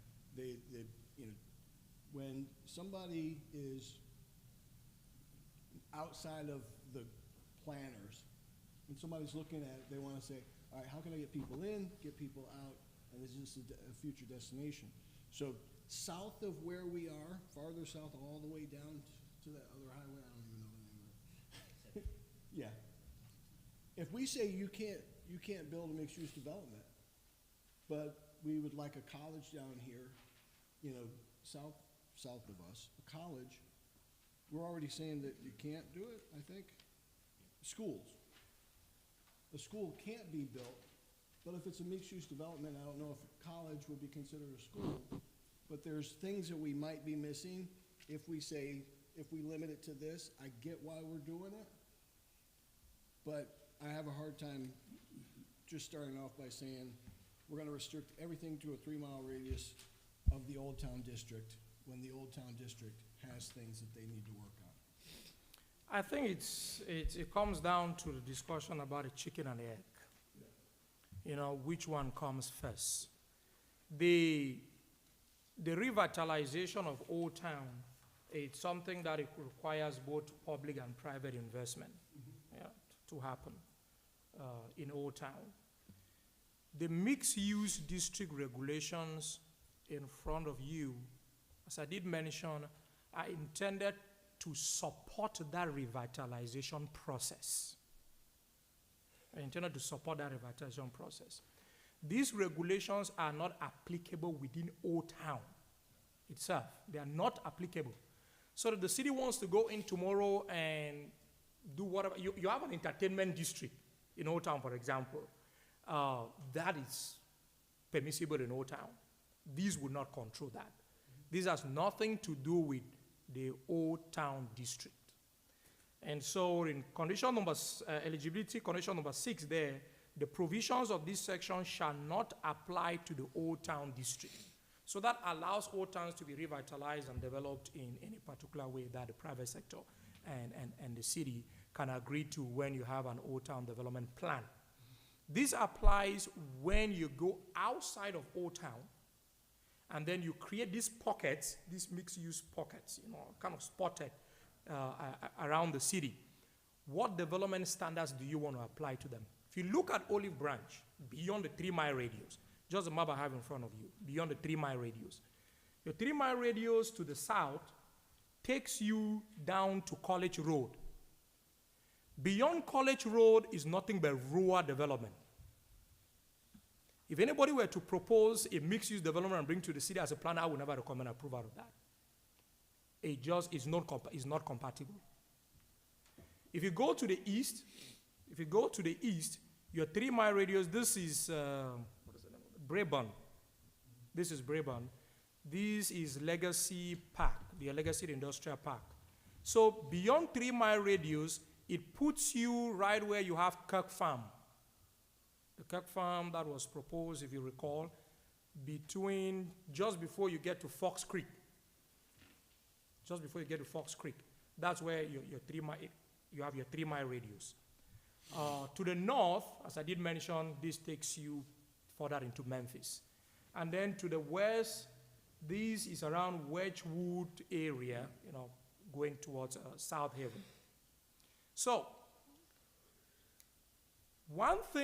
two things that we may want to do is, one, clarify, and we can always write definitions. There is no one definition that fits every city on everything. We can clarify our definitions to say clearly what we mean by how this will apply in terms of mixed-use development. You have residential and some other. In this case, you are not applying it if somebody has industrial and just commercial. Right? Then this doesn't apply. So you can clarify the level of definition. And then the second is, there are a lot of developments that are proposed in this city as mixed-use developments, which frankly speaking, strictly from a planning perspective, are not mixed-use developments. Even from a development perspective, they're really not mixed use. All the developer is really just doing is trying to cut corners, take advantage of the rules and do more things. Bend the rules and create their own rules to have more density, to have more square footage. The development being proposed in front of you, there is no integral functionality. These things could be proposed on a preliminary plat as standalone lots, and they will still function. There is no mixed use element really here being I don't want to name some of them, but we want to move away from this PD element. You can say it. Yeah, we want to move away from everybody just coming in and giving you a project text in the name of mixed use, when what you're proposing is really not a mixed use development. So the ones that are already in the books are in the books. They are grandfathered, they're done. There's nothing you can do about that. We do have one mixed-use area that does slightly fall outside of your 3-mile radius. There's a piece of property that's behind the hospital that we did, when we did the comp plan, it's identified as a mixed-use activity center, and it's got sufficient acreage to be able to do that, and being right behind the hospital, it's a real nice piece of property back there. So that's one, Yeah, that was. that I think to the point Dion's that point, yeah. Dion was making. So I don't know, about that's obviously up to the Planning Commission and Board of Aldermen, but, you do want to take into consideration, if my high school geometry is right, you're looking at an area, if you did the 3-mile radius of roughly, part of it's cut off into Memphis, so you figure maybe 23, 24 square miles at the most, and so you're cutting off probably about, you'd only be able to do this in 40% of the city, because we're 56 square miles now with the most recent annexation. So you'd be cutting off some areas, the one interchange that I'm mentioning, and then also, some things that could be possible along the Center Hill corridor, or even, Pleasant Hill corridor, or places like that, where you do have some opportunities to do some things mixed use wise. So that's something you may want to consider.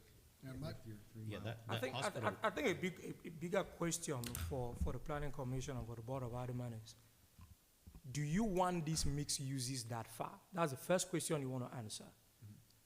If I came to the city of Olive Branch today and I propose Central Market, 3-story building with retail on the first floor, commercial on the 4-story buildings, for example, along Center Hill Road, is that what you want to have in Olive Branch? That is a fundamental question that we need to answer. How far out do you want to go before these developments of this nature are acceptable? Because the further you live from the center of the city, center being Old Town, you get rural. You're getting into very rural areas. So do you want these mixed-use development are urban in character? They are not rural. Do you want to take these urbanized developments in character and position them in the rural areas of the city? That's a fundamental question to answer. The fact that land exists doesn't just mean you go on that land and you build anything. what I would say is, do you want this 3-mile radius to exist 30 years from now? That, because I mean, I think this yellow circle probably once encircled all of Olive Branch at one time, being facetious, but we. Yeah, that was the heart of the city. Yeah. To that question, the code is not, zoning code historically has had this end state concept. Zoning is always open. As the city develops and as the city grows, nothing stops the board from saying, you know, we've now overgrown, we want to expand these. Even old towns, mileage of old town areas are expanded every now and then, every 20 years. That's why you do a comprehensive plan. Yeah. When you do a comprehensive plan, they determine that, oh, we need to expand our footprint. Then you can expand that. And I think, like, to Dion's point, like, you know, the 30 years from now vision, like, we're seeing it right now with the hospital. Like, you know, 10 years ago, we didn't have a hospital there, right? I mean, it was pretty open and pretty rural out there. But now that we have a hospital, we have the situation to build mixed uses around that hospital. And I mean, yeah, even if we did this 10 years ago, we would still be in an issue right now. But like, if we do get, you know, something big in the I-69 corridor, like a university or something like that, I mean, we're kind of limiting ourselves to that pocket. But I do see further down here, we have specific districts that cannot be rezoned to a mixed-use development. And I get the sentiment behind this, that, like, you know, you need to make sure these things don't pop up in rural areas just because developers want to put apartments there. And I mean, I get it, like, I get the sentiment behind it, but like, if we were to add agricultural and agricultural residential to that, to the prohibited rezoning list, like we have SFR 30, SFR 20, RE and all that stuff, I think that would kind of go a longer way than just putting that circle there. And I will add this, I hate laws just for laws or rules just for rules, and I get it, we wanna make it easier, but if we put this in there, we have to be saying that we want this to be there forever and ever and ever, regardless of what comes along. But that's what we're saying. Unless there is, the eligibility is be within the 3-mile radius of Old Town District, or otherwise approved by somebody. Because if we just say that's why my initial question was, number 3, does that mean that I cannot, right, that I cannot build a mixed-use plan development outside of 3 miles from Old Town District? The answer was yes. And if that's the answer, if the answer is that I can't, then I'll never bring it, regardless of what it is. Unless I read this and I go, well, to hell with them. They don't know what they're talking about. And then I'll bring it. And there's probably developers that will do that. But if, you know, but then they're starting off by saying, I've got to change something, or I've, you know. Maybe instead of that being a criteria, this is open to the board. This is the draft regulations. If the board is not, if the planning commission is not comfortable with a 3-mile radius, you may want to delete that out, or you may want to have more of a preference. So you can look at it in 2 ways. You can have it as a preference that is preferable within the 3-mile radius, or you can simply eliminate it, you know, which means you open the entire city up for it. It's up to the board, but frankly speaking, I don't know of any serious city when it comes to mixed-use developments that opens up its entire city for it. No, but I'm not saying the entire city, but 10 years ago, we would be talking like 1,000 yards outside of Old Town District. But now we're at 3 miles, but we don't know, and I don't know what's annexable, but who knows where the city grows. And so I like the preferable. and just to answer the question of school that was brought up, if you had a school proposed, let's say the city expanded towards the interstate, and you had a school proposed, it will not be zone MX. It will be zone, and that's the reason we created a PI district, public institutional. Yeah, I'm just thinking about, but once that Southwest builds a small campus, once that's there, what goes on around it? And if somebody does propose a school, then you might see mixed-use development around it to support that school. And so I just don't wanna, and I'll stop, because it's 7:45. I think what you're saying is we could say this is recommended rather than mandated, this is the way it is. How did the Alderman of 3 committee, what was their determination? Did they? They did not want to, it was my sense that they don't want to concentrate mixed uses. They prefer them to be, don't want to take the silo square approach where you concentrate them in one, just as we've been doing in the city. We've approved them in different areas. But in terms of how far from Old Town was a question, how far? And my response was, let Planning Commission deal with it. They are called planning commissioners, so let them plan it. Thanks. Or do we need to vote on this, or just have the discussion before you go back and discuss? I think that the sense that I'm getting from the board is one of two things, and I would like the board to give me a recommendation on this. Either eliminate it or do it as a preference, something that is recommended. I would say a preference. I would say a preference. I agree. I think it needs to be a preference. Okay. I don't think we need to mandate that. One thing I will note in that, as a developer, if I went to a pre-development meeting and I was told that, it's a preference that we say within this circle, I would have a blank look on my face like, what, so yes or no? Like, what is, like, if it's a preference, that means no. Basically, I'm gonna take it as a no. So, No, you went to the meeting. So that kind of is gonna be a little bit of a balancing act there, I think, from a developer's perspective, because if you don't tell a developer yes or no, then it gets a little blurry there. Preference is sometimes more of a policy statement meant for things like comprehensive plans. Yeah. In zoning codes, you really want to be very specific. If it's a law, it's a law. Mm-hmm. You really want to be more specific. This is the planning commission's preference, and the working committee would get to say whether, okay, they think this preference works, or they want a hard rule, or to eliminate it altogether. But I'll present that. I definitely think we should remove the agricultural and agricultural residential from the underlying zonings. I think the element about that was a lot of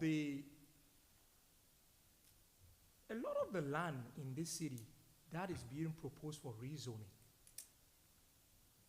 and areas that are looked at the map and are still vacant land that kind of lends itself to being rezoned for mixed uses.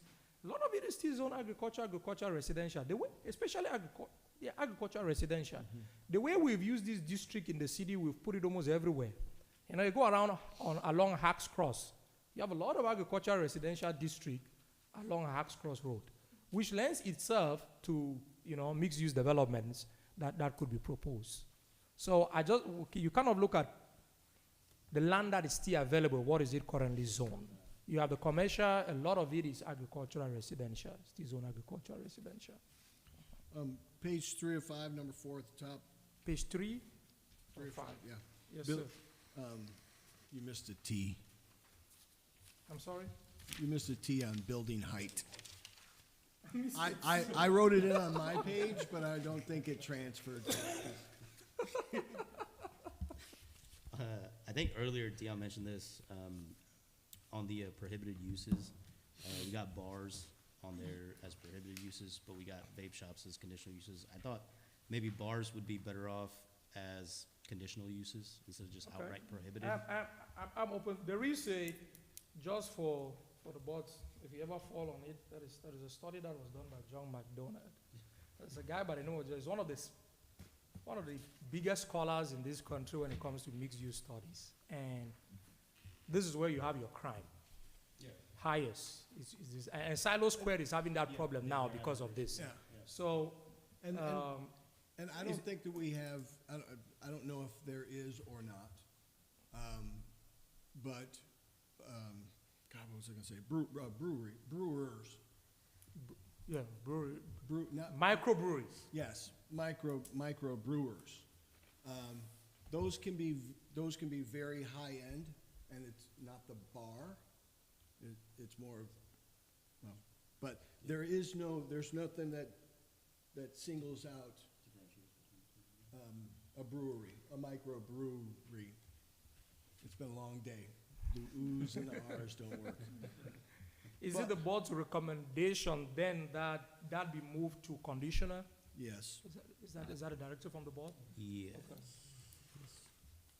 The other one on liquor stores, Liquor and stores. Jason probably knows, or this might be a Brian Dye question, but I know there was a thing where like if you have any zoning where you allow retail, you can't, because they're state regulated or something like that? Like We're there's- recently having that discussion on liquor Yeah. stores and the rest. And if we may remove liquor stores from there and treat them like retail because you don't have on-site consumption. Yeah. The element about them has been they attract patrons from elsewhere. Yep. Because a key thing that comes to mixed-use developments is sometimes developers and even the decision makers focus so much on the commercial element. The residential folks living in that mixed use need to be protected. And whatever measures that need to be taken to protect them is very important. Sometimes it's all about crime that will happen in the neighborhood, in the surrounding, and not thinking about the folks that are living within that mixed use itself. That's often missed. So this was kind of intended to protect them. If we look, we can remove that liquor stores and just treat it as retail, put it under retail. Yeah. And bars, the other ones are really on-site consumption. Yeah, yeah. Okay. The liquor store, I mean, I'd like to leave them as prohibited, but, I know. I think there's a state regulation there, so, because I've run into that quite a bit, and I know Jason, like I said, this might be a Brian Dye question, but like, there's a thing. There, where, like, I if think you allow- there is a state regulation in terms of licensing and all of that. Yeah. But I've read that regulation. I don't think that regulation says, There's a lot of gray in that regulation, gray Yeah, area in that If you're in regulation. a commercial area, if it's a commercially designated area, you only have to be 100 feet away from Yeah, a church Church or or something. But daycare if or it's anything like not that, in a completely commercially designated area, it's 400 feet is Yep. really, that's basically the only. and that is the point I wanted to, thank you for bringing that up, Jason. So if you are not in a totally commercially designated area, you're only 400 feet. So now if you have residential within this mixed use, are you within 400 feet from the residential element of your mixed use? See, so it can get a bit tricky on how we interpret and enforce this. All right.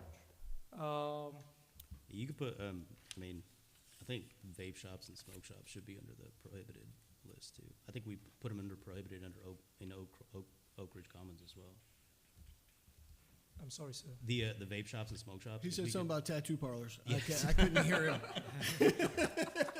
We can move those We to didn't mention prohibited tattoo as well. parlors on which of this is planning commissioner Jones saying we should make tattoo parlors one of the prohibited uses? No.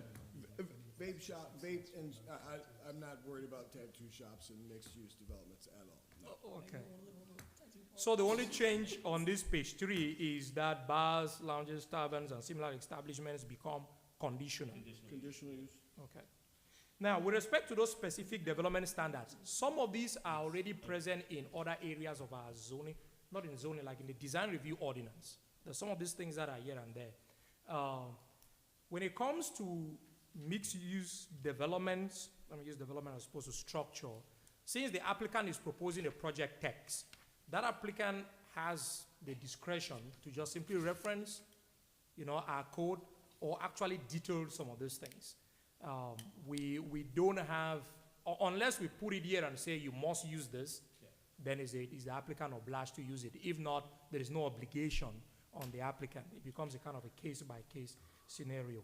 Also, when we get to the Unified Land Development Code, Some of these regulations you have here, like these buffer requirements, if I go to number 6 on page 3, where it's talking about buffers, the current design review ordinance has no provision for mixed uses when it comes to very specific mixed uses. What this is doing is kind of giving us a placeholder until we do the Unified Development Code. So when that is done, some of these things will disappear. They will just become incorporated into different sections of the Unified Development Code. All right. Including parking, all of that will go into the different sections of the code. Lighting, all of that is covered there. All right, one more question on the prohibited non-residential uses. When you say there are no gig economy deliveries or pickups between 11 p.m. and 6 a.m., is that Lyft? That's gig economy. And so if I live there, if this is if this is a mixed-use development and I live there, I can't have a Lyft driver come and pick me up? No, this is, okay, I need to make that distinction. I need to make that distinction. And I just want to make sure. This is not deliveries. That's a pickup if you're coming to pick me up. Let me clarify that. This was not intended to be about picking up individuals. This was intended to be about, that needs to be clarified. Yeah. I get, this was about picking up food and delivering into rooms and all that kind of stuff. But if I live there, if this mixed-use development is a condo, I can't have somebody deliver me a pizza at 2 a.m. I hate to be a stickler, but if I, yeah. That's a discussion to be had. All right, so I don't know how we keep that in there if we're talking residential in the mixed-use developments, because I live there. And this mixed-use development, it doesn't have to be a building, right? You have condos, right? It could be a mixed-use development, not a mixed-use building. So it could be condos, and I can't even have somebody bring it to my condo if there happens to be retail behind me.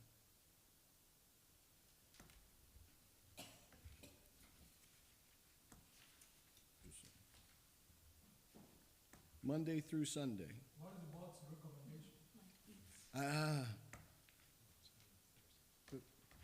I would suggest that we remove that. We have a lot of regulations in this. Sometimes I get into these enforceability issues. There are a lot of regulations in the city that control time. Sorry. We run into these issues of enforceability. There are a lot of regulations in the city that control time as to when something opens and they close. Mm-hmm. The concern about having folks in terms of delivery or not delivery, do you want can be a bit of a crime control aspect, but you still have environmental design, CPID elements, gated communities and all of that can control who comes in and who goes out. And so it's possible to eliminate that condition number 8. There is no that if the board wants I that, don't we can know take that I it out. bought my condo in a mixed-use development. I just bought my condo, or I didn't know I have this apartment, because the apartments down the road, they might get them, or the condos down the road, they might get deliveries. But I don't know that I bought my condo or renting this apartment in a mixed-use development. It just happens to be some close to where I work or whatever. So it's gonna be hard for the resident to know that. Yeah. Well, except they make the delivery and they say, you put it on your phone and they say not deliverable. That's the way you know it. I know who's putting those signs in the neighborhood. Or like the one that we did today, they could leave it on Goodman Road and you gotta walk all the way up to Goodman Road. Actually use those walking trails they got in there. All right, on page number 3, I have corrected the height to height. Okay. There's a T added now. Was on page number 5, except page number 4. Any comment? Page number 4, no. All right, page number, at the bottom of page number 4, that deals with the application materials and approval. What you need to submit, the applicant needs to submit a completed application form that's standard, the review fee that's standard. It takes us hours to review this thing. I hope we can get some good fees on this. Project narrative and concept plan, just as you currently have it for all other PUDs. One element that we've not been having, and which was a discussion, and I can write this in one sentence and say provided crime prevent. There is need for, I'll put this in two ways. One, that the applicant upfront is conscious about the concern for crime and takes actions that mitigates them in their submission. That's why you're having this in here. Some of these things have been turned down in the city because of that concern, and we just cannot deny that is not happening. It's a concern that needs to be addressed. The rest of the language in here, it's really staff trying to help the applicant on some of the things that can be addressed in that document. You know, you could write it just as you say, traffic study. You could write and say, provide a crime prevention plan, and you end there. But everybody will be like, what do I need to put in this? You know, all of this is just kind of assisting some of the things that can be addressed inside that crime prevention plan. And it should help applicants with their approval and also with the design and management of the project itself. That is the purpose of that. D. E is your traffic impact study. And then F is your utility infrastructure if the city engineer determines that that is necessary. So that concludes what we have on that. Are there any other comments? On that crime prevention plan thing, Yes, sir. I know when we have Andy puts a letter for the engineering department along with the stuff, along with the application, oh, okay, well, I think this is good, or we need to make these adjustments and whatnot.